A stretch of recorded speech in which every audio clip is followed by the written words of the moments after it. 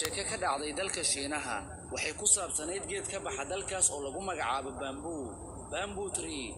waxaa beeran jiray qoys beeraley ah, way daryeeli jireen, maalin walba ay waraabin jireen, balse muddo 4 sano ah dhulka muusan ka soo bixin.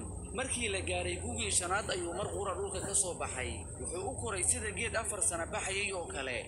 arrintaasi waxay la yaab ku noqotay dadkii tuulada deganaa iyo qoyskii beeraleyda ahaaba, waxayna noqotay sheeko xiiso badan reebtay. xiisaha ay sheekadu lahayd waxay tahay qoyskii beeraleyda ahaa ee geedka waraabinayay muddadii 4 sano ahayd isma dhiibin, kama caajisin joogtaynta ilaalintiisa iyo waraabintiisa. si kastaba sheekadu waxayna bartay 3 shay oo guulo dhan saldhig u ah, waxayna kala yihiin go'aan, dulqaad iyo joogtayn. adeegso fikradda aan ugu magac daray fikir oo gadaal soo eeg. waa fikrad awood badan ku siin karaysa, waa haddii aad la qabsato aad dhaqan geliso.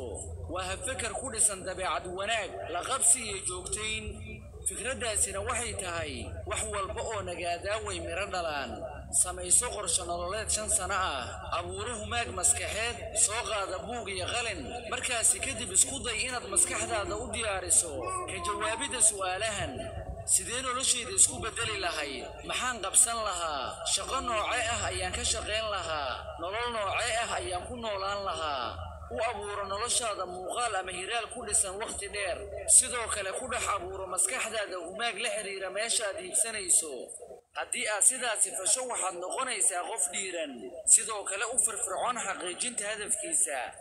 xeerkan joogtaynta ah waa waxa dadka guulaystay u sahlay guusha, kana dhigay kuwa ka duwan dadka kale.